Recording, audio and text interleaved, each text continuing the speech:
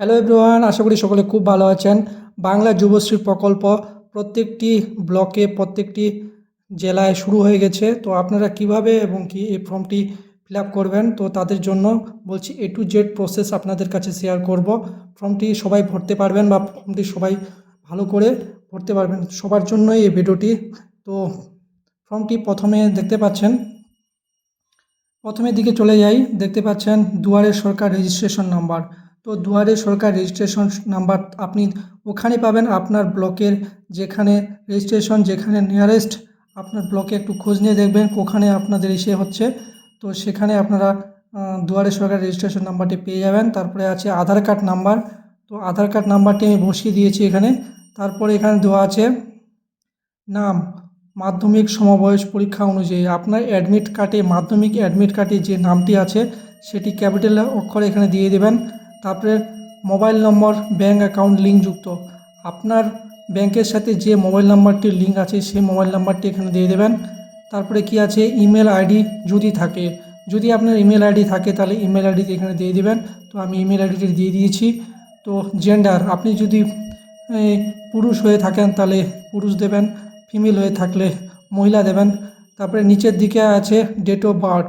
তো দেখতে পাচ্ছেন ডেট অফ বার্থটা আপনার বসিয়ে দিবেন এখানে। আপনার ডেট অফ বার্থ অনুযায়ী এই যে এখানে দেওয়া আছে 1/4/2026 তারিখ অনুযায়ী আপনার বয়স কত হচ্ছে সেটা ক্যালকুলেশন করে এখানে দিয়ে দিবেন। আমি ক্যালকুলেশন করে 27 বছর দিয়ে দিয়েছি এখানে। তারপরে নেক্সট আছে পিতার নাম, আপনার বাবার নাম এখানে বসিয়ে দেবেন। নেক্সট আছে মাদার নাম, মানে মাতার নাম, আপনার মায়ের নাম এখানে বসিয়ে দিবেন। তারপরে আছে স্বামী বা স্ত্রীর নাম, যদি আপনার যদি স্ত্রী বা বিবাহিত না হয়ে থাকেন তাহলে এটা দেওয়ার কোনো দরকার নেই।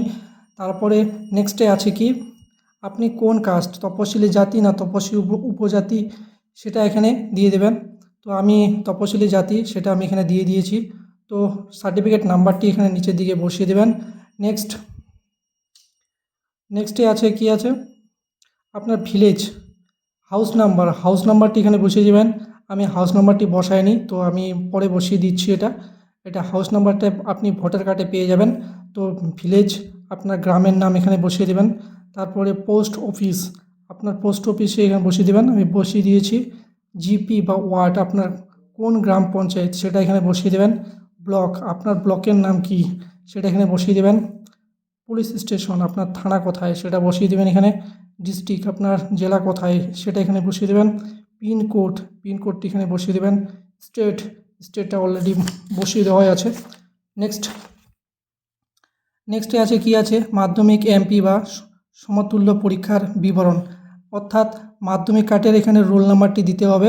আমি রোল নাম্বারটি বসিয়ে দিয়েছি, নম্বরটি বসিয়ে দিতে হবে, আপনি কত সালে পাস করেছেন সেটি এখানে বসিয়ে দিতে হবে। নেক্সট কি আছে, শিক্ষাগত যোগ্যতা, আমি এগ্রিকালচার করে দিয়েছি, কারণ এগ্রিকালচার করলে আপনার টাকাটা ঢোকার চান্স তাড়াতাড়ি থাকে।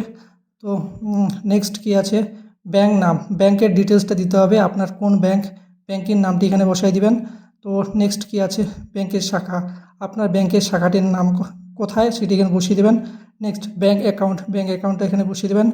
আইএফসি কোডটি এখানে বসিয়ে দেবেন। নিচের দিকে আছে যদি আপনার বিভক্তি কোনো বিবরণ দিন, আপনি যদি অলরেডি কোনো ভাতা পেয়ে থাকেন তাহলে ইয়েস করবেন, আর যদি না পেয়ে থাকেন তো নো করে দেবেন।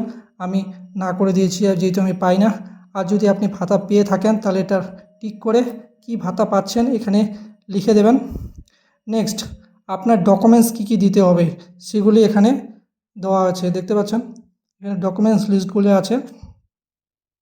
মাধ্যমিক অ্যাডমিট কার্ডটি আপনাকে দিতে হবে জেরক্স করে, মাধ্যমিকের মার্কশিট, সার্টিফিকেট দুটোই এখানে দিতে হবে। তারপরে কি আছে এখানে, মাধ্যমিক সার্টিফিকেট ওটাই, Aadhaar card 1 copy, voter card 1 copy, bank account পাসবুকের প্রথম পেজে জেরক্স এটা দিয়ে দেবেন। তারপরে আপনি যে কাস্ট হয়ে থাকেন SC ST সেটার একটা জেরক্স। তো প্রত্যেকটা দেওয়ার পর প্রত্যেকটা বক্সে টিক করে দেবেন।